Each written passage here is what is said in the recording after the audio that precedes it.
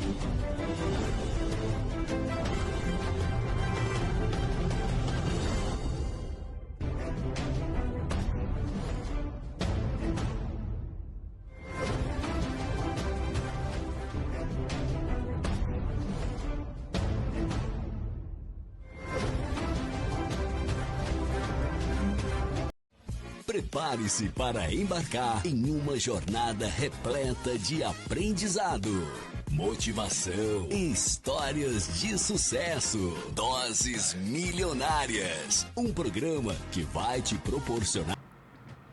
Olá, sejam muito bem-vindos a mais um podcast Doses de Atipicidade. O podcast que nasceu com o intuito de trazer mais informação e conteúdo para as mães e famílias atípicas. O Doses de Atipicidade foi criado com a intenção de trazer mais conteúdo sobre o autismo e os neurodivergentes.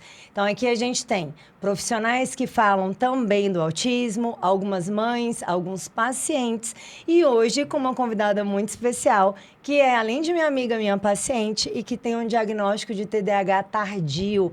Então, se esse é um tema que te interessa, vou te convidar a compartilhar esse conteúdo e convidar outras pessoas para acompanharem também o nosso podcast. No Instagram, o nosso canal é o @doses de atipicidade, o meu canal é o @nutri.carla, e nós temos também o YouTube, que é Nutri Carla de Castro, onde vocês podem conferir todos os episódios já gravados na íntegra. Então, vamos lá, a apresentação da minha convidada de hoje é a Vanessa Prudêncio. Vanessa, muito obrigada por ter recebido e aceitado o convite do Doses para estar aqui compartilhando a sua vida, compartilhando essa questão do diagnóstico tardio. Então, por favor, se apresente. Muito obrigada. Eu quem agradece. É um prazer estar aqui. Eu espero não esquecer nada ao longo da nossa jornada aqui. Não vai Mas esquecer. aí você me lembra. Vou te lembrar, pode deixar. Provavelmente eu vou começar um assunto e vou terminar com outro. Essa é uma das características de quem tem TDAH.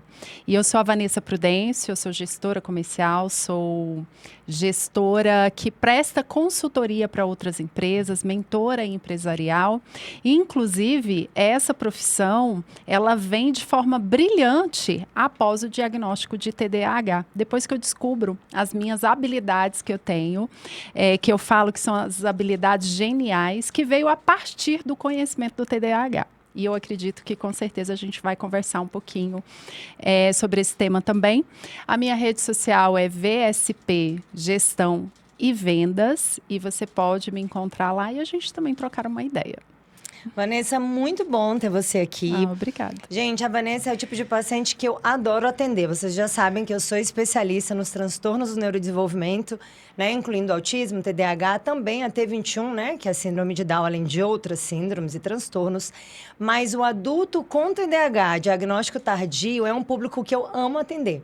Porque é um público que tem muita melhora da sua saúde e da sua qualidade de vida. O paciente com TDAH, imagino que é seu caso, quando fecha o diagnóstico tardio, ele vem com muitas questões associadas. Em mulheres, uma das comorbidades associadas mais comum é a ansiedade. Mas a gente também tem alguns estudos que associam o TDAH em mulheres à bulimia. Então, quando o paciente vem, quando ele me procura para começar a tratar o TDAH, porque ele está com falta de foco, memória, concentração e outras questões, eu sempre faço uma investigação sobre outros transtornos mentais que podem estar associados, como, por exemplo, a ansiedade. Me fala um pouquinho de quando é que surgiu a desconfiança do TDAH, visto que é um diagnóstico tardio. Quando é que acendeu esse alerta que você falou, opa, peraí, deixa eu investigar, porque pode ser que tenha algo a mais do que só um esquecimento, uma irritabilidade, uma falta de memória? Carla, na verdade, eu nem sabia o que era TDAH. Assim como muita gente. Ouvi-se falar. E de uma forma bem pejorativa. Diga-se de passagem, porque as pessoas entraram no modismo, é o TDAH, para poder justificar as suas ações equivocadas. Perfeito. Então, era isso que eu entendia de TDAH. E olha que eu sou estudante de psicologia e também sou psicanalista. E o TDAH nunca tinha sido uma frente de estudo para mim. Eu nunca havia me interessado em saber o que é esse bichinho do TDAH. E eu tive, durante muito tempo, alguns problemas de saúde. Um deles era a enxaqueca crônica. E essa enxaqueca eu acordava e dormia com enxaqueca. Por mais que eu tomasse remédio, teve um tempo que eu tomei um remédio que ele chega a ser um priminho ali da morfina para amenizar os sintomas, mas ela não passava essa enxaqueca. É temporário, né? Entra com algum medicamento para dor, para o SOS. Gente, nada contra. Até porque ninguém consegue conviver com dor, né? É algo que é insustentável. Então, muitas vezes a gente vai ter que lançar mão dos fármacos. Mas a grande questão é o tratamento. Como que é feito esse tratamento? E aí você dorme, acorda com enxaqueca, dorme de novo, acorda de novo. Isso atrapalha a vida pessoal, trabalho, família, tudo. Sim. E o que antecede essa enxaqueca? Uma série de problemas de irritabilidade, depressão, e tudo isso me trazia como um julgamento social, um julgamento familiar e um julgamento próprio. Eu sou chata, eu sou insuportável, eu não presto atenção no que eu faço. Ai, como eu sou desastrosa. E aí vai criando uma série de outros problemas que eu desconheço de quem eu sou de fato. Então, nesse circuito de investigação do porquê eu tinha tanta enxaqueca, e eu passei por alguns médicos, inclusive alguns concordavam com essa fala do eu sou chata, eu sou irritada, só reforçava. Sou eu que sou a traumatizadazinha. Inclusive, situações que hoje eu entendo que fazem parte de uma pessoa que tem TDAH, eu achava que era algo de trauma. É um trauma que eu tenho. Não, gente, não era um trauma. Não, e vem o eu sou assim também, né? Sim. Eu sou assim, eu sou desse jeito, a minha mãe é assim. Aí começa um processo de justificar aquele comportamento, aquela forma de agir, e não investigar e entender o que está acontecendo, né? Sim, e era tão estranho que antes do TDAH, antes da descoberta, eu me machucava muito na cabeça. Eu me recordo que quando criança, eu estava andando, fazendo algo, a mamãe já precisou ir me buscar à creche várias vezes. Eu me recordo, eu fazia calombos desse tamanho na cabeça.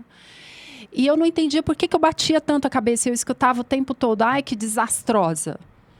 Não presta atenção. Não, é porque a minha mente, ela saía daquele lugar de atuação e eu estava em outras atmosferas. E aí eu criei essas falas após o diagnóstico para entender quem eu era. De entender que eu não estava ali de corpo presente, eu estava em outras esferas de pensamentos acelerados, pensamentos criacionistas, pensamentos ruins, pensamentos de medos. Então eu entro para o diagnóstico. Eu fiz só da cabeça mais de 5 ressonâncias magnéticas. Meu Deus.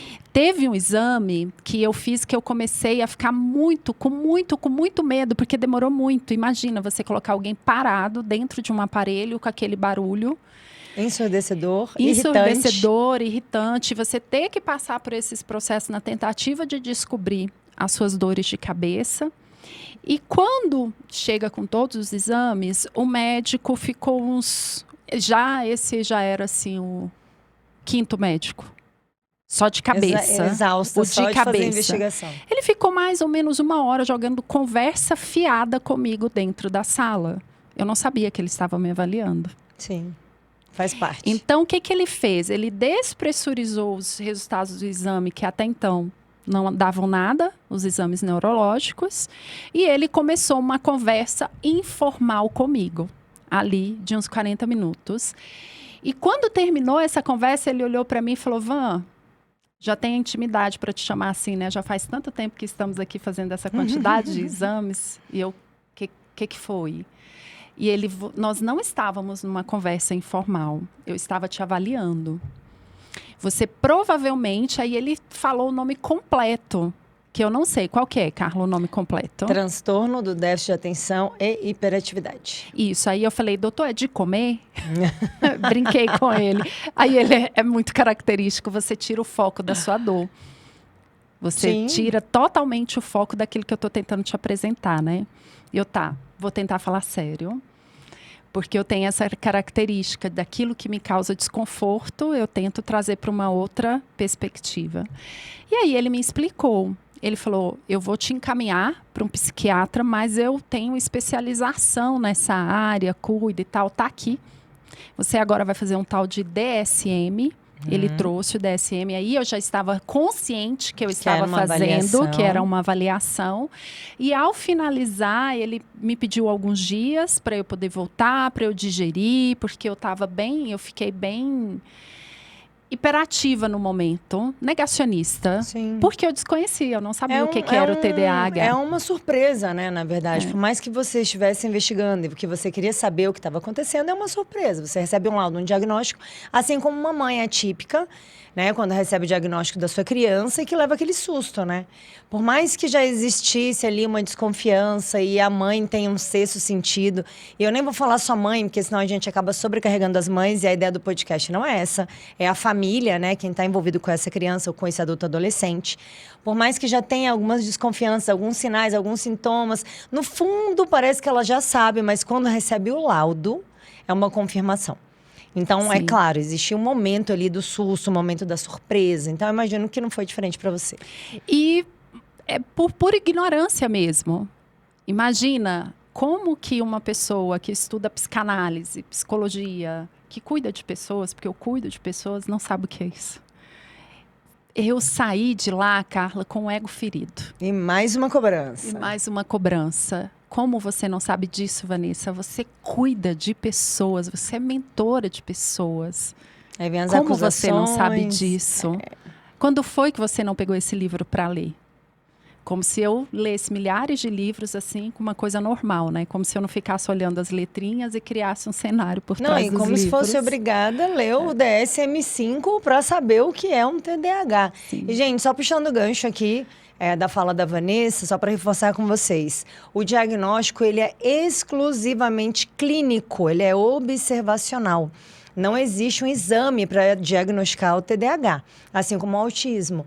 A gente não vai fazer um exame de sangue, a gente não tem um exame genético, apesar de existirem alguns estudos na área da genética para tentar identificar alguns genes característicos para o autismo e para o TDAH. Até hoje, ele é puramente clínico observacional. Diferente da trissomia do 21, por exemplo, a síndrome de Down, que nós temos um exame que é feito para fazer uma avaliação de fato. Além, né, das questões, as características físicas, a gente também tem alguns exames que podem ser feitos para diagnosticar as alterações genéticas, que é totalmente diferente do TDAH e do autismo. Então, ela é absolutamente clínico. Por isso que o médico teve essa conversa informal com a Vanessa, que é feito também com as crianças. Então, o neuropediatra, normalmente, quando vai fazer uma avaliação, tem um espaço ali de brinquedos, onde a criança está brincando, mas ela está sendo avaliada. Então, é exatamente assim que acontece. O DSM-5 é uma das formas, né, que tem os critérios que vai definir ali o TDAH, o autismo, enfim. Tá? Então, o DSM-5 e tem o CID-11, que já está na validade, né? A gente tinha o CID-10, alterou e agora nós temos o CID-11. E nessa jornada, quando eu volto ali para o consultório, ele é um médico neurologista que consegue cuidar de pacientes com TDAH, no entanto, com medicamentos, com químicos. Que é o mais comum. E eu sou bem resistente a químicos, porque existe um outro problema de saúde que eu tenho, que eu também não sabia, e que eu tomei químicos a vida toda. E nessa época eu já estava tomando também esses químicos para controlar um outro problema de saúde por falta de diagnóstico. E ele me deu a receita, me deu umas amostras. Para mim, aquilo já parecia um pitch de vendas. Para quem não sabe, eu sou vendedora, então eu senti como se eu estivesse assim num pitch de vendas, entendeu? Uma degustação. Já levantei um certo preconceito daquelas caixinhas de amostras. Então, eu julguei o médico. Desculpa, eu não sei se isso é características do TDAH, mas eu julguei. Eu julgo, já formo logo o caráter da pessoa de maneira antecipada. E aí, para completar, ele fala assim para mim, você vai começar com essa quantidade, que é pequena, para você se adaptar. Eram 3 medicamentos. Aí eu falei, doutor, deixa eu te perguntar, quanto tempo eu vou tomar esse medicamento? E ele, provavelmente, a gente vai iniciar daqui 6 meses, nós vamos acompanhar, vamos olhar. Eu falei, doutor, não foi isso que eu te perguntei. Eu estou te perguntando quanto tempo eu vou ficar dependente desse medicamento. E ele, Vanessa, talvez a vida toda. Falei, o senhor tem certeza? Eu preciso disso para viver? Se eu não tomar isso, eu morro? E ele, não, morrer você não vai. Mas você pode matar alguém de raiva. Então tá. E aí, ao finalizar aquele pitch de vendas que eu julguei, ele fala assim, não leia a bula. É a mesma coisa de dizer, leia a bula várias vezes. Ele disse, não leia a bula. Eu falei, tá bom. Se eu não posso ler a bula de um remédio, eu não posso tomá-lo. Então, ao sair do consultório, eu rasguei a receita e joguei no lixo. Olha. Eu não sei nem o nome dos medicamentos que ele me passou. Porque eu criei uma resistência muito grande, porque ao julgá-lo, eu achei que ele estava fazendo um pitch de venda, que ele não estava se importando. Ele estava sim, tá, gente, se importando comigo, porque afinal de contas foram mais de 10 consultas, eu acho, mais de 5 exames, testes, acompanhamento, terapia. Neurologista fazendo terapia com o paciente, gente. Eu chegava lá chorando, falando da minha vida, das minhas dores, da minha dor do estômago, porque não basta ter enxaqueca. Quem tem enxaqueca tem o quê? Dor no estômago. Então, fumaça de carro me embrulhou o estômago, dá aquele zumbido no ouvido. Então, eu sentia 24 horas por dia a dor de cabeça, a dor no estômago e o zumbido no ouvido. E aquilo parece uma sessão de tortura interminável. E eu joguei fora a receita. E ali eu fui estudar um pouquinho sobre o transtorno. Mas eu estudei somente quem é o transtorno na sua fase de vivência mesmo. Uhum. Quem eu sou? Era como se eu estivesse investigando quem é a Vanessa Prudêncio, pelo amor de Deus. O que eu faço que é característico do TDAH?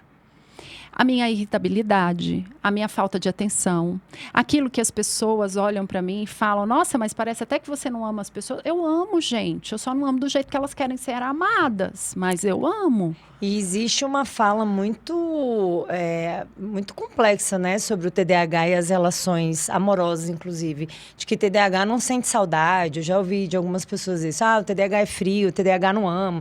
Gente, isso é uma inverdade, né? Isso é uma falácia. A gente não é narcisista, a gente não é psicopata. Na verdade, o que acontece é que o TDAH ele tem uma forma diferente de lidar com as emoções, uma forma diferente de lidar com a própria realidade, com os sentimentos. Então, não é que não ama ou que não sente saudade, é porque muitas vezes aquele processo ali da irritabilidade, da falta de atenção, da falta de foco, ocupa mais espaço do que até o próprio sentimento daquele paciente. E lembrando que a gente também tem individualidade, né? Tem pacientes com TDAH que têm comportamentos totalmente diferentes. Eu sempre falo isso aqui. Cada um é um. Então, não tem autistas iguais, assim como não tem TDAHs iguais. Depende, né, da história de vida, depende da história da família, da genética, do ambiente que está inserido. Tem muitos dependes aí, né? Se é um paciente com TDAH que fechou o diagnóstico mais cedo, já foi tratado inicialmente, seja com medicamento ou não, que tem uma família muito mais tranquila, uma situação de vida mais controlada, provavelmente ele vai lidar melhor com algumas questões.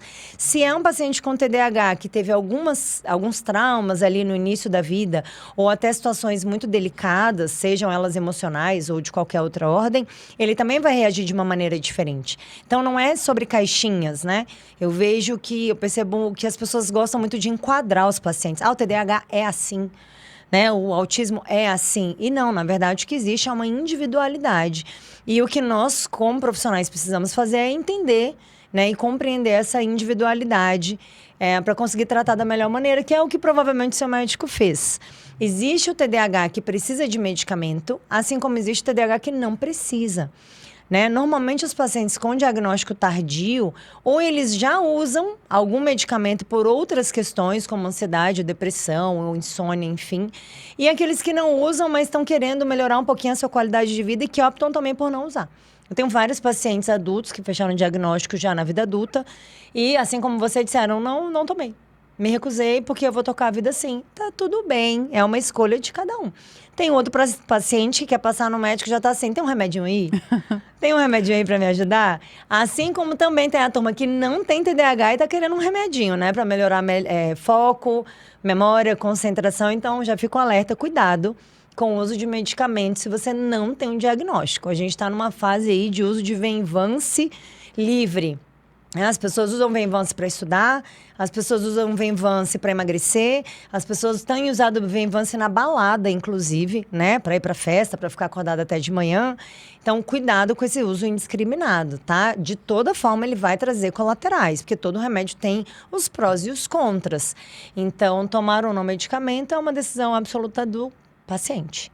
E depois disso? E quando você olha para trás? Quando eu olho para trás, aí eu fico um pouco depressiva ainda. Porque se eu tivesse me atentado... E essa cobrança, ela ainda existe, Carla. Ela não diminuiu, ela não sumiu. A cobrança do porquê eu não percebi isso. Porque eu não procurei. Né? Como uma pessoa que trabalha com pessoas não conseguiu se perceber. Essa cobrança, ela ainda é muito latente em mim. Porque provavelmente muitas coisas boas e ruins na minha vida, e em especial as coisas ruins, poderiam ter sido diferentes se eu tivesse entendido que tinha algo ali que funcionava diferente dos demais, principalmente no que se refere às relações. Porque eu era cobrada e cobro também, porque a gente também cobra, e eu cobro aquilo que eu nem consigo entregar, eu cobro uma atenção que eu não consigo dar. Mas tem uma coisa em particular que acontecia muito, praticamente todos os dias, que hoje não acontece mais, que é o bater a cabeça. E eu batia a sim. cabeça em todos os lugares, em todos os lugares. Ao sair do carro, eu batia a cabeça. Se eu estava dando faxina em casa, eu abria todas as portas do armário e eu esquecia. E daqui a pouco eu batia a cabeça. Se eu me agachava ao levantar, eu esquecia que tinha algum objeto perto, eu levantava e eu batia a cabeça. Então, é engraçado porque eu percebi que eu precisava prestar atenção ao que estava perto de mim. Ao seu redor. Essa foi uma melhoria rápida. Por quê?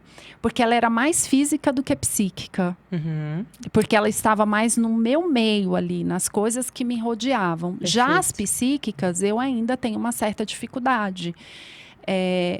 O meu dia a dia, esse esquecimento, essa falta de foco e não sentir tesão em algumas coisas comuns que as pessoas gostam de fazer, e isso tem uma cobrança em cima de nós. Mas por que você não quer fazer isso comigo? Porque eu não quero. Pode falar palavrão? Hoje aqui o ambiente é livre. Porque eu não quero, criança da cacete. sala. Eu não quero. Simplesmente porque eu não quero, não tenho vontade, não gosto. E coisas bem pequenas, bem simples, que eu comecei a notar e que eu conseguiria corrigir mais rápido.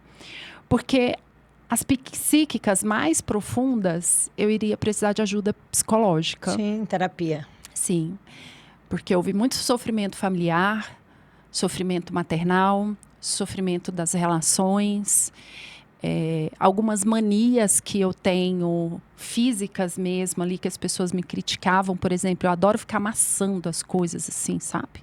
E eu nunca falei isso em público, primeira vez. Porque eu sempre tive vergonha disso. Mas depois eu fui descobrir, na terapia, que a gente usa as bolinhas para exatamente desestressando. Aí eu descobri que eu fazia esse movimento para ir tirando essa ansiedade. Para aliviando, né? Para ir O aliviando. estresse. Só que isso era inconsciente. E agora eu faço isso conscientemente. De ficar apertando algo até que eu sinta aquela percepção e vá me aliviando. Muitos pacientes que eu atendo, né? Eu já falei para vocês que um dos públicos que eu gosto muito de atender é o paciente TDAH com diagnóstico tardio. E hoje a gente está aqui no Dose de Atipicidade com a Vanessa Prudêncio, uma paciente minha que teve um diagnóstico tardio de TDAH. É que o diagnóstico veio para explicar a vida pregressa. Muitos pacientes falam isso. Carla, fechei o diagnóstico, o que mudou? Cara, veio para explicar algumas coisas da minha infância, por exemplo. Algumas falas que eu ouvia, lerda, não se enquadra, não vou levar para o passeio porque é desobediente, corre demais. Então, quando isso fala dos pacientes da clínica, quando fecha o diagnóstico, então eu tive a clareza do que acontecia comigo antes. Que eu não tinha controle, não sabia o que era, mas hoje eu entendo. Você percebeu isso também, de alguma forma, quando você fechou o diagnóstico, essa percepção de, cara, entendi por que eu era assim, por que eu era taxada assim? Muito. A minha relação com a minha mãe, por exemplo, e ela foi uma relação muito dolorida, foi uma relação muito difícil. Eu não soube ser a filha que ela queria ser. E olha só, a minha fala ela ainda vem com uma cobrança, porque ainda não está curada. Eu não soube ser a filha que ela queria. E isso vai levar um tempo para eu curar esse lugar, sabe? Porque ainda tem as relações com as minhas próprias filhas, que eu ainda não sei lidar. Então, na infância, eu sempre fui a diferentona. Eu sempre fui a chata. As pessoas pensavam algo e a minha cabeça não estava naquele lugar. Eu não entendia. Ditado. Que inferno! Para que fazer ditado? Eu tinha ódio mortal daquela aula de ditado. Eu não me esqueço da minha professora, Maria José, na creche São Paulo Apóstolo. Olha só, Meu Deus, o nome da professora, o nome da creche, imagina.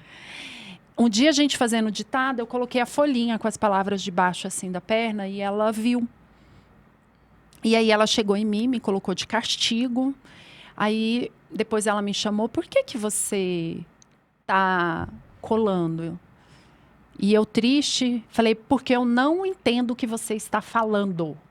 Eu não escuto o que você fala. E se eu escuto, eu não lembro. Na hora que eu vou escrever, eu não sei mais o que você falou. E você fala muito rápido. Ela, Vanessa, eu falo a palavra 3 vezes. E eu 3 vezes não é suficiente para mim, porque eu estou pensando no unicórnio azul no céu. Como? É muito TDAH. Como você está pensando? Porque era o desenho que eu estava assistindo de manhã, She-Ra, pelos poderes de Grayskull. eu venho com esse diacho desse trem para a cabeça. Aí ela pegou, também não investigou, mas me tirou do castigo, me deu um abraço e me pediu desculpa.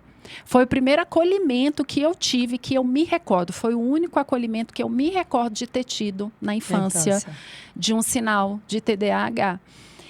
Mas aquele ditado, toda vez que ela fazia, e ela chegava na cadeira e ela falava, só faça o que você consegue, mas, por favor, não cole. Você não precisa colar, porque tem gente te observando. Aí eu não conseguia. Se ela falasse 10 palavras, eu escrevesse 3, era o máximo que eu conseguia.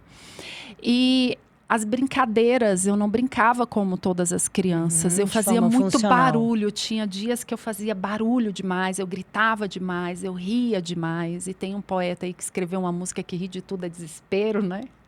Talvez fosse um desespero. E eu caçava confusão, porque eu não entendia o que as pessoas estavam fazendo. Ou eu queria modificar aquilo. Uma característica fortíssima do TDAH. Vamos mudar? Vamos fazer de outra maneira? Então, adulto que está aí, se tem um diagnóstico de TDAH tardio e está se identificando com esse bate-papo com a Vanessa, nas minhas aulas eu sempre trago as características do TDAH, tanto na infância, adolescência e na vida adulta. E o adulto, uma característica muito comum é esse ímpeto de mudar tudo. Então, começou um projeto, não conseguiu nem avaliar a primeira fase, ele já está propondo mudanças naquele projeto. E aí, de repente, a equipe vai topar aquela mudança. E aí, daqui a pouco, ele quer uma outra mudança naquele projeto. Rapidamente, ele desiste daquele projeto e ele já criou outro projeto, porque criatividade também é uma característica do TDAH. E aí começa com essa inquietude, com essa ansiedade exacerbada, porque não termina, não conclui.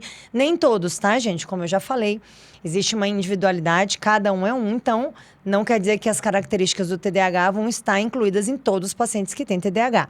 Mas algumas são muito clássicas, né? Como, por exemplo, essa de ficar propondo as mudanças.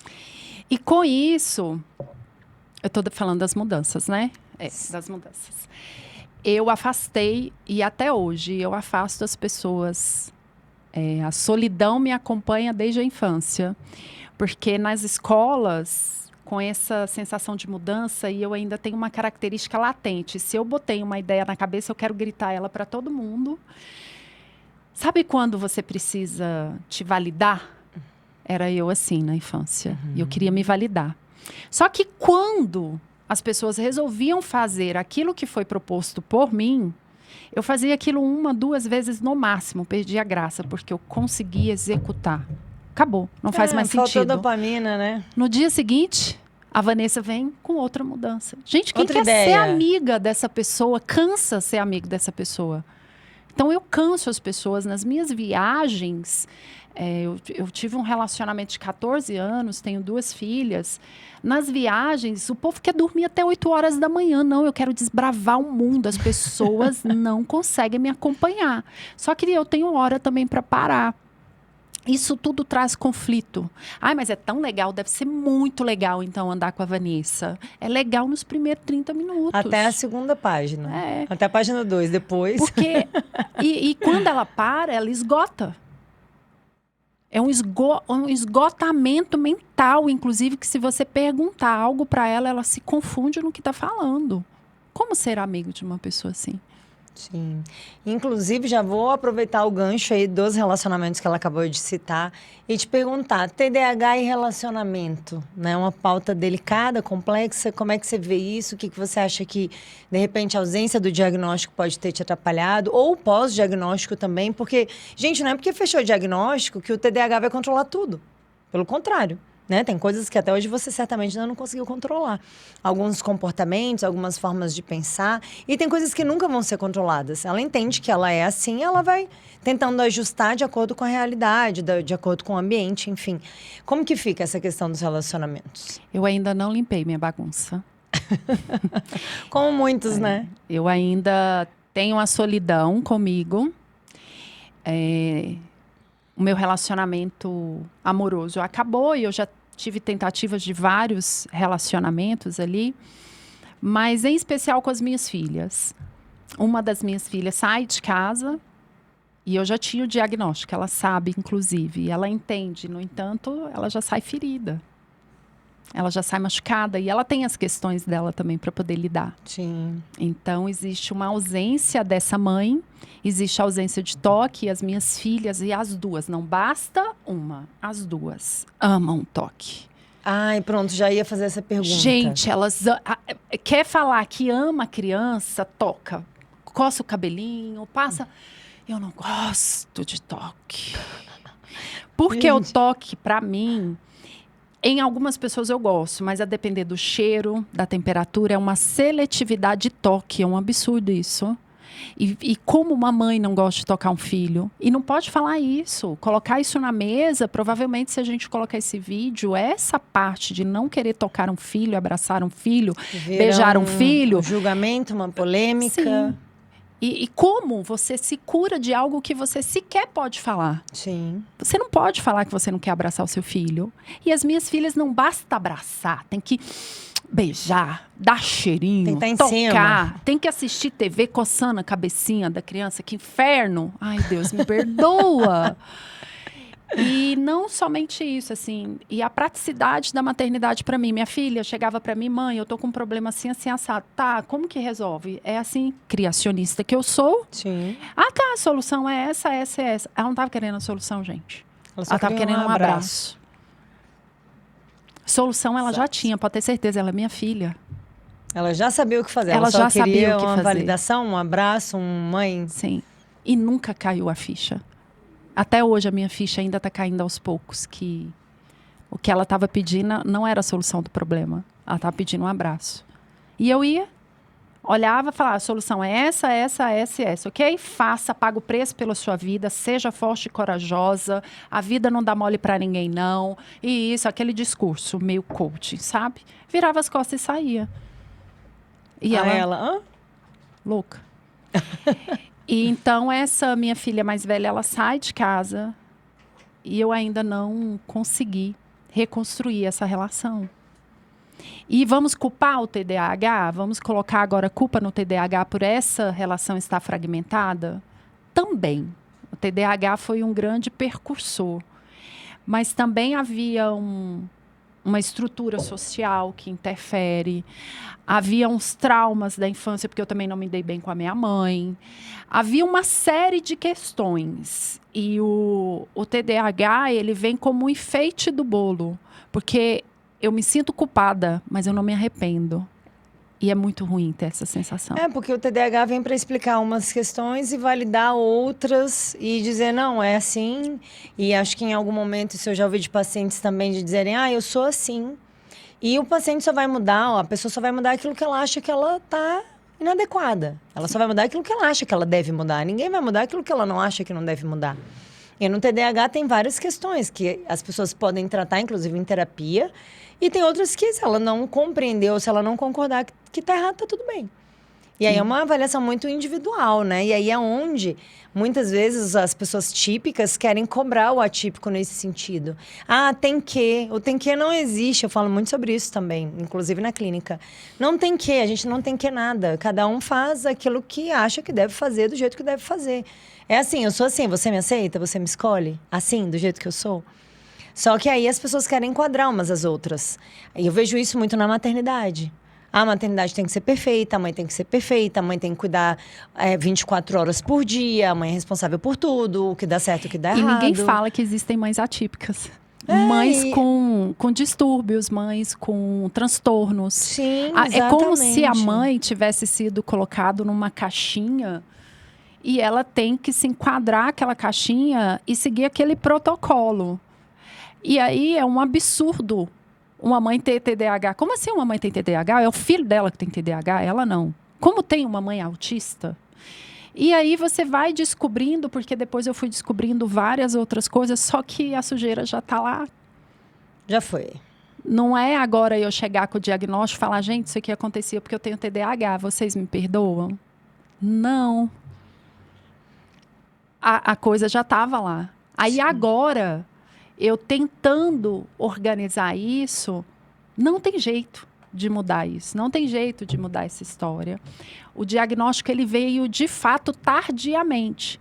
O que eu vou fazer é construir uma nova história a partir de agora.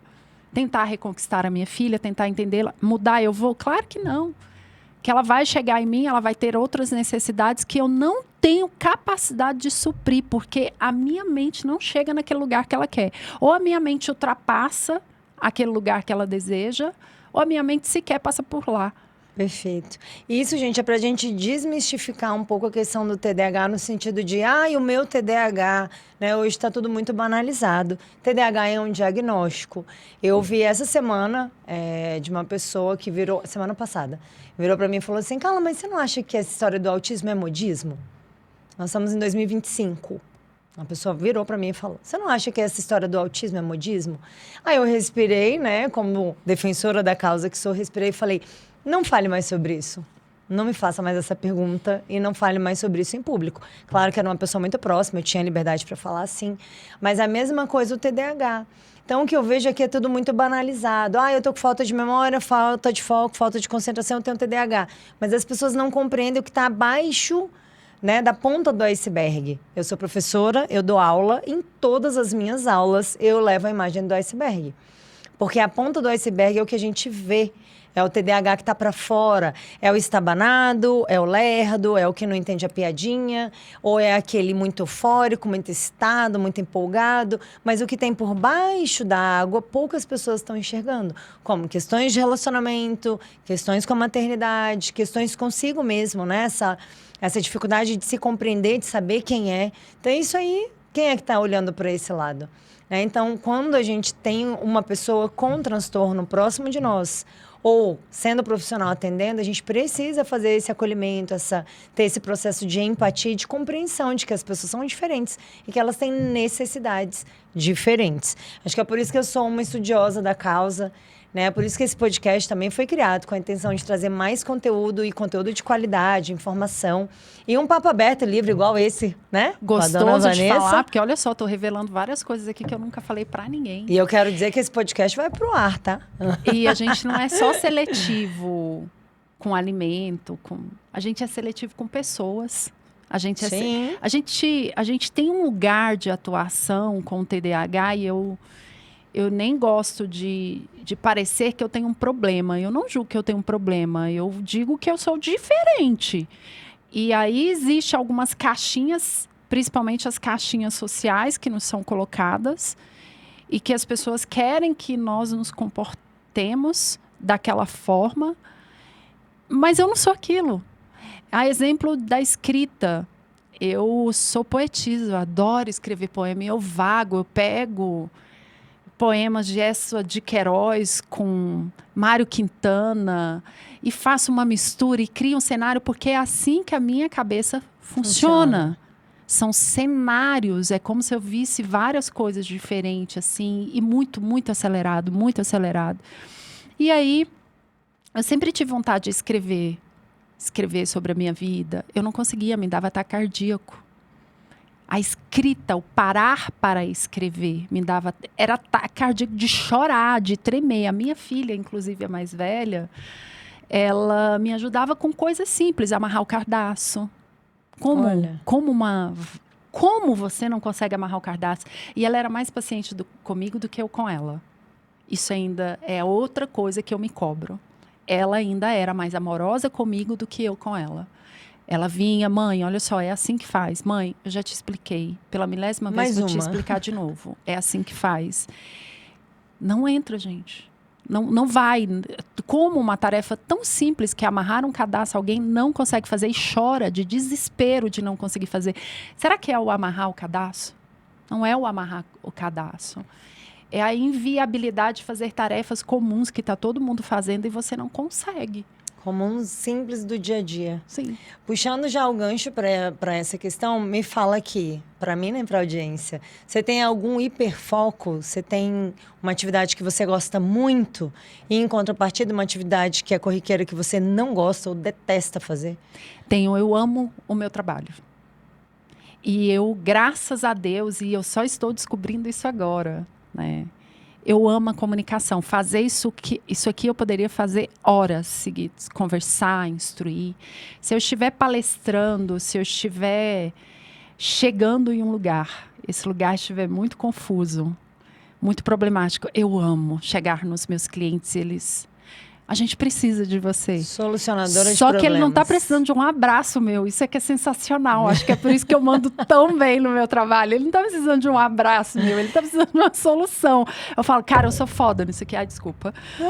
Eu sou boa nisso aqui. Eu já vi a solução, é essa daqui. Então, e eu coloco e eu consigo, por incrível que pareça, quando eu estou treinando as pessoas, eu consigo focar muito nelas e perceber detalhes que ninguém percebe. Perceber soluções que ninguém estão vendo.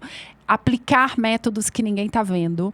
E é tão incrível que eu falo, cara, eu sou muito gênio nesse lugar. Esse é meu lugar de atuação. Eu tenho que realmente ganhar muito dinheiro com isso, porque eu sou muito foda fazendo isso aqui. Quando os clientes chegam com uma problemática, e olha, eu dou mentoria para uma enfermeira. E outro dia eu desenhei todo o cenário do hospital para ela. Tudo, todas as caixinhas no quadro. Pá, pá, pá. Aí ela, você estudou? Eu falei, não. Eu estudei várias coisas. Lógico que eu estudei várias coisas. Mas eu desenhei todo um organograma para ela. E ela falou, uau, como assim? Parece que você está dentro do hospital. Então, eu consigo, é como se fosse uma visão diferente. E Perfeito. Outro dia eu fui estudar a respeito, os grandes gênios tinham TDAH. Sim, verdade. Os grandes gênios. Mas a minha genialidade não está no que é comum. Não está naquilo que as pessoas estão vendo. A solução que eu presto para as empresas, que eu chego, não está naquilo que as pessoas estão vendo, ou está naquilo que as pessoas estão vendo, mas elas não têm coragem de executar. Isso acontece muito na consultoria, eu amo fazer isso. Ou não pensam da forma simples e prática que você pensa, que você oferece, né? Que você mostra. Sim. E, gente, olha só que curioso. Imagina só se, de repente, a Vanessa comenta com alguém que tem um diagnóstico de TDAH e que quer ser uma mentora, uma consultora empresarial. O que a pessoa diria? Não. Acho melhor você ir para outra área. Isso é capacitismo, né? Eu já falei várias vezes aqui nesse podcast sobre isso. E o quão importante que a pessoa tenha a oportunidade de identificar a sua área de maior atuação e de melhor atuação. Eu tenho um podcast, inclusive, quem tiver interesse sobre esse tema, eu gravei com a Michele, da Dual Consultoria. Ela é uma empresa de RH que faz seleção de candidatos para as empresas. E ela tem uma seleção, não uma seleção exclusiva, mas ela tem um banco de currículo de autistas e TDAHs, pessoas com autismo e TDAH, para poder inserir no mercado de trabalho. E ela falou exatamente sobre isso. Ela falou, Carla, tem pessoas que se desenvolvem super bem numa área que todo mundo julga que ela não se desenvolveria. Imagina, você desenha o cenário, você imagina o cenário, você propõe a solução, essa solução é colocada em prática, dá resultado. Quem imagina que uma paciente com TDAH, que não amarra o cadastro, vai conseguir chegar nesse lugar? Então, é importante que a gente entenda que as nossas características e habilidades são absolutamente individuais. E que bom, eu fico muito feliz de saber que você achou aí sua área de convergência, né? Sua área de atuação, sua missão mesmo, que eu entendo que de fato é uma missão, e que você siga nessa, né, na sua carreira, na sua jornada, ajudando outras empresas que precisam desse olhar. Que provavelmente, se fosse um paciente com TDAH, não teria o mesmo olhar que o teu, até por isso que essas empresas te contratam, né? Sim. E dentro desse lugar, dessa jornada, nesse meu processo de execução, não é que eu não acolho, tá, gente? Não é que eu não vá amar as pessoas, não é isso. Eu só não preciso ficar fazendo cafuné nela. Tá tudo bem. Assim, e eu só não preciso chorar com ela o tempo todo. Não que eu não vá me emocionar, não que eu não vá me importar. Só que o meu importar, ele é tão nobre que eu me importo ao ponto de achar a solução. Minha filha, vamos por esse caminho aqui. É isso aqui que tem que fazer. Você está chorando por isso? Agora, o que não tem solução, não tem solução. Tá tudo certo, minha filha. Bora, vamos seguir. Porque a gente está aqui, E isso ainda causa um espanto nas pessoas. Sim. Ainda causa. E, gente, a Vanessa é minha mentora, né? Ela é minha paciente, mas também é minha mentora. E a Vanessa já me trouxe várias soluções durante o nosso planejamento. Inclusive, estamos no planejamento de 2025 da Clínica Salva. Para quem não sabe, eu tenho uma clínica. A Clínica Salva Nutrição e Saúde Mental, setor hoteleiro norte, onde eu faço os meus atendimentos. E a Vanessa tem me ajudado nessa parte de planejamento estratégico, né, para o ano de 2025. E surgiram ideias incríveis e que eu, né, empresária, nunca tinha pensado. E eu olhei para ela e falei, Vanessa, é isso aqui, Carla, esse aqui é o caminho. E esse outro caminho aqui, melhor não. Então, praticidade. E as pessoas, de fato, não estão acostumadas com isso, né? As pessoas acham que é, sei lá, até beira grosseria ou, de repente, a falta de empatia, quando, na verdade, é uma linha muito reta, né? Sem muita conversinha, sem muito blá, blá, blá. E isso é muito bom para o empresário, né? Sim. Mas, de toda maneira, imagino que você também tenha que ter uma forma, um jeitinho ali brasileiro de lidar com pessoas que são diferentes e que entendem o seu jeito de uma maneira ou de outra, né? Eu estou aprendendo. Eu, após o diagnóstico e após levar algumas pancadas também, tá, gente? Mas eu nunca usei o diagnóstico para me justificar de absolutamente nada. Excelente. Mesmo quando eu sei que é um comportamento que vem do TDAH. Você nunca vai me ouvir falando, ai, mas isso aqui é meu TDAH, como tem ocorrido com as pessoas que sequer sabem o que é TDAH. Eu não uso isso como justificativa, mas eu tenho dado espaço para as pessoas me darem feedback para melhorar. Perfeito. Então, como eu quero ser grande, eu preciso ter muito claro aonde eu quero chegar. Então, eu comecei a remodelar alguns comportamentos. Eu era grosseira, tá? Bem grosseira.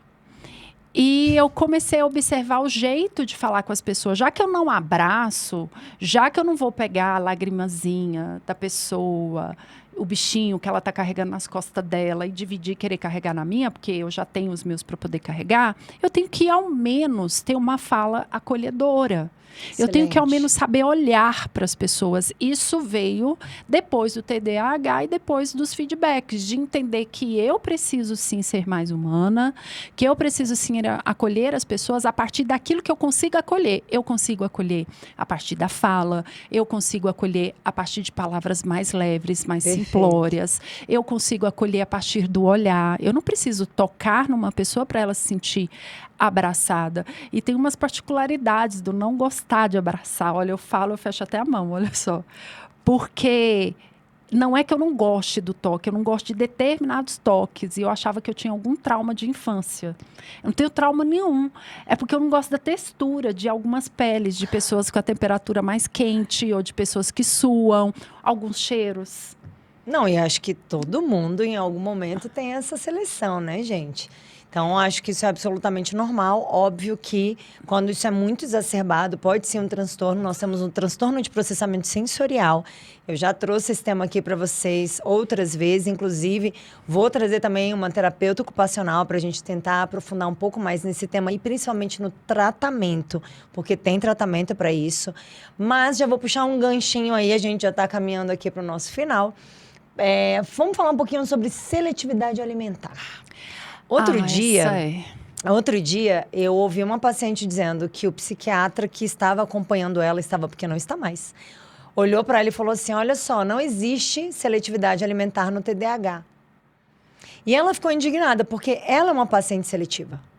Ela estava em investigação de TDAH, inclusive fechou o diagnóstico agora, recente. TDAH... transtorno de ansiedade e altas habilidades. Ela tem quase 40 anos e acabou de fechar o diagnóstico. E o psiquiatra dela falou para ela que não existe seletividade alimentar no TDAH. Eu lamento profundamente, primeiro, porque ele perdeu a paciente e segundo, porque ele está absolutamente equivocado. A seletividade alimentar é uma condição que pode acometer qualquer pessoa. Crianças, adolescentes, adultos, TDAH, autismo, trissomia 21, que é a síndrome de Down, inclusive pacientes típicos. Eu tenho crianças na clínica que são típicas e seletivas, porque a seletividade alimentar, ela é multifatorial. Então, eu queria que você falasse um pouquinho pra gente sobre a questão da seletividade, principalmente a aversão e o nojinho. Gente, ela falou pra mim, eu tenho um nojinho de algumas coisas. Posso falar? Pode falar. O ambiente aqui é nosso. E sem contar que eu viro a própria nojinho. Não basta eu ter nojinho, eu viro a nojinho. Gente, eu, por exemplo, quando eu comia pão, porque depois eu fui diagnosticada também tardiamente como celíaca, e ela, agora só abrindo um parêntese, ela viu meus exames antigos e olhou para mim, mas é óbvio que você é celíaca. Eu, é? Olhando os exames antigos. Então, ainda tem isso. Mas quando eu comia pão, eu não comia o miolo do pão. Eu tenho nojo do miolo do pão. Eu não como banana crua, eu amo banana, mas tem que ser aquela da terra e frita. Gente, quer coisa melhor que ter uma banana na bolsa, descascar, enfiar na boca e comer? Não é legal? Não pra mim. Morro de nojo. Gente, banana crua que ela tá falando é a banana in natura. É a fruta que você descasca e come. Isso é banana crua pra Vanessa. Isso é a banana crua pra mim. Morro de nojo. Nojo. E tem comidas que eu vejo que eu tenho nojo. E a forma como se organiza a comida no prato, eu não gosto que ninguém coloque comida pra mim. Porque se misturar as cores dos alimentos, até a cor, ela precisa ser muito bem distribuída na paleta de cor. O branco, ele tem que seguir uma jornada ali. Se eu tenho o branco, que é a batata, e vai virar algo mais amarelinho, aí tem que seguir a cor até chegar no verdinho. Feijão, então, também tá do outro lado, Tá né? do outro lado. E aquele negócio que as pessoas fazem de misturar assim a comida, comer, morro de nojo. Tenho vontade de vomitar quando eu vejo as pessoas comendo aquilo. Inclusive, deixei de namorar com um cara muito bacana, contar os podres, tem uns babados. A gente pode vir aqui depois só para vir contar os babados. Vou ter que abrir, gente, outro podcast. Fofoca da van, pronto. Nós fomos num restaurante e pedimos peixe, uma série de misturas. Veio tudo separadinho, bonitinho, do jeito que eu gosto. Eu delicadamente colocando comida e ele foi colocando uma coisa em cima da outra. E ele comia. E eu olhei aquilo, falei, sangue do cordeiro. Eu não consegui comer. Sabe quando aquele cara vai me ver de novo? Nunca mais, porque eu bloqueei ele antes de dar tchau. Não dava. Não dá para conviver com uma pessoa que come daquele jeito. Então, eu tenho alguns alimentos que eu não como. Dependendo da textura da carne, eu não como. Dependendo do cheiro, eu não como. Eu fico com fome, juro que eu já fiquei com fome em lugares que eu chego. Eu vejo como que está a característica da comida e eu não como. Eu vou embora, o estômago começa a conversar mais alto que eu. Eu não consigo, me dá ânsia de vômito. E a forma como se organiza os alimentos, a forma que corta, a textura, tudo conta. A apresentação do prato importa. Ele tem que ser elegante, ele tem que ser bonito, o meu prato. Não dá para ser aquele negócio bagunçado. E, gente, é tão chato isso, porque, de fato, eu virei... Ai, a nojenta tá chegando. Ai, mãe, pai, aí a nojenta chegou. Porque realmente... Já ficou com esse estigma, né? Fico. E a textura de alguns alimentos eu não como. Lembra que eu falei de amassar? Sim. Além de eu amassar a mão, o miolo do pão eu não como. Por quê? Porque ele é maçudo. Bolo, a massa, eu tiro e jogo fora. Eu só como a casquinha de fora. Eu não como a massa. Imagina. Não, vamos lá, olha só. Né? Além de celíaca, porque Dona Vanessa ainda tem esse diagnóstico de doença celíaca, ela não é intolerante ao glúten, não é uma sensibilidade ao glúten não celíaca, não. Vanessa é celíaca, diagnosticada. Ela ainda tem questões de seletividade, então imagina a dificuldade. Tem que achar um bolo sem glúten, e aí tá no sem lácteo também, por conta de modulação intestinal e hipersensibilidade à questão da lactose. E ainda não come a massa do bolo, só a casquinha. Tá super simples. E eu tiro, e aí eu aperto ela assim na mão. Nojento, né? Nunca contei isso pra ninguém. Tá super simples, né? Resolver a questão alimentar dela. Arranco esse miolo porque eu não gosto daquela massa assim. Não vai. E, gente, eu puxei esse tema com a Vanessa porque a seletividade alimentar infantil dentro dos transtornos do neurodesenvolvimento ela é muito comum. Eu tô falando com uma adulta, né? A Vanessa já passou dos 40 anos, uma adulta consciente, com um diagnóstico. E ela tem seletividade alimentar sobre questões que ela não coordena, ela não conduz, ela não controla. Ela acabou de dizer que muitas vezes vai embora com fome. E muitas vezes a gente quer obrigar uma criança que tem um quadro de seletividade a comer a qualquer custo. Então, é essa reflexão que eu quero trazer sobre a questão da seletividade alimentar. O quão, para essa criança, é difícil entender que ela precisa daquele alimento e criança não tem ponto de vista sobre o que é bom ou o que é ruim para ela. A criança não sabe que se ela não comer, ela pode passar mal, ela pode parar no hospital, que o adulto já compreende. Mas, ainda assim, a Vanessa não consegue ter o controle sobre essas questões e a gente quer que uma criança tenha. Seletividade alimentar não é frescura. Seletividade alimentar não é nojinho, apesar da Vanessa estar se expondo aqui dizendo que ela tem nojo. Isso é uma questão de seletividade alimentar, alteração no processamento sensorial. Seja com textura, com cor, com cheiro, com a forma que apresenta o prato, a mistura. Encostou o arroz na beterraba, já não quero arroz. E a gente julga isso como frescura, e não é. Isso é um transtorno que precisa ser tratado, e tem tratamento, tem protocolo. Terapeuta ocupacional trata isso muito bem, com muito sucesso. Então, se de repente é o seu caso, vale a pena investigar e tratar, né? Sim, e eu sou cara por conta disso. Sim, eu compro claro. só no Verdurão da Fartura. nem sei se ainda é esse nome, porque lá tem as frutas mais nobres e mais durinhas. Se eu comprar uma fruta, amassou na sacola, eu não vou comer ela mais, ela vai para o lixo.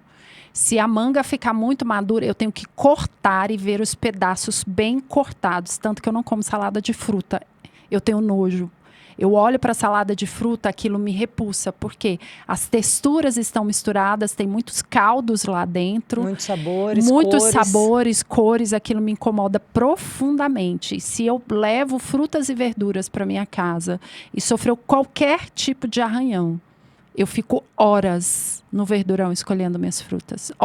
Ninguém vai ao mercado comigo. Não, e além do escolher, é o transportar, né? Que ainda tem não isso. Não pode. Aí eu aprendi, né? Então eu carrego várias sacolas, porque eu tenho que separar. Porque se amassar e chegar lá e estiver amassado, aquilo ou vai para o lixo ou vai virar uma polpa congelada. Mas como que você faz uma polpa congelada de uma verdura? Não tem como. Não faz. Faz. Então, e dependendo da cor que tiver, da textura, do cheiro... Também não vai. Já várias coisas que eu olhei, que eu fiquei com vontade de comer, e quando eu chego em casa, eu abro, eu não como. Gente, aí, ó, desmistificando a seletividade alimentar no adulto, principalmente no adulto TDAH, né? Para contrariar aí algumas linhas que dizem que não existe seletividade alimentar nem no adulto e nem no TDAH. Eu tô aqui, Vanessa Prudêncio, adulta, TDAH e seletiva. Gente, papo bom demais, mas nosso tempo acabou. 1 hora de conversa e passa assim, né? Por isso que eu gosto de gravar esse podcast. Bom, Vanessa, mais uma vez eu quero te agradecer imensamente por ter recebido o meu convite. E, como de costume, trouxe um presente para você. Vocês sabem que todas as semanas, todos os meus convidados recebem um presente muito especial. Esse é o Biovit, da Sens Biofarma. Olha, que delícia. O Biovit, ele é um suplemento que tem o foco na modulação intestinal e no reforço imunológico. Então, Vanessa, como celíaca, se beneficia muito do consumo desse produto. Se você quer conhecer, se você não conhece, se você quer mais informação, só me mandar um direct. Tem um cupom de desconto também para quem quiser comprar. Entra no site da Sens Biofarma, cupom Nutri.Carla. Vocês vão conseguir comprar com desconto. E qualquer dúvida sobre o produto é só me mandar um direct que eu trago informações para vocês. E muito obrigada, Vanessa, mais uma vez por ter vindo. Foi um bate-papo sensacional, super gostoso. Se você chegou agora no final do nosso podcast Doses de Atipicidade, vou te convidar para entrar no canal no Instagram, que é o Doses de Atipicidade, e o nosso YouTube Nutri Carla de Castro, onde eu subo todos os nossos episódios na íntegra. Então, acompanhe a gente pelas redes e compartilhe também com aquelas famílias, aquelas mães ou aqueles pacientes adultos que também receberam diagnóstico tardio e que com certeza vão se beneficiar com essas informações. Vanessa, por favor, deixe o seu @. A Vanessa, como ela já falou, é mentora empresarial. Então, se tiver alguém aqui nos assistindo, tiver interesse na mentoria dela, que eu super recomendo, só contactar. Pode colocar o seu @ aqui pra gente. É VSP, Gestão e Vendas. E eu quero agradecer a oportunidade. Confessei tantos pecados aqui. Tem um monte de coisas legais aqui nesse podcast. Eu vou botar tudo no ar, não vou cortar nada. Antes de encerrar, vou ler aqui um recadinho que a gente recebeu. O Thiago colocou: vocês são demais, lindas, mandou beijo. E o Arisson Tavares, muito interessante o tema. Nunca tinha visto por este lado. Realmente é um desafio grande. Quando você falou aí dos desafios do TDAH. Gente, é isso. Entre em contato lá através das nossas redes sociais, acompanhe o podcast Doses de Atipicidade, compartilhe com pessoas que possam ser beneficiadas. Na semana que vem, terça-feira, 12h30, eu estou de volta com mais um episódio para vocês. Até a próxima. Um beijo. Conquistar seus objetivos e impulsionar sua vida pessoal e profissional. Doses Milionárias. Apresentação: Leonardo Rabelo. Prepare-se para embarcar em uma jornada repleta de aprendizado, motivação e histórias de sucesso. Doses Milionárias.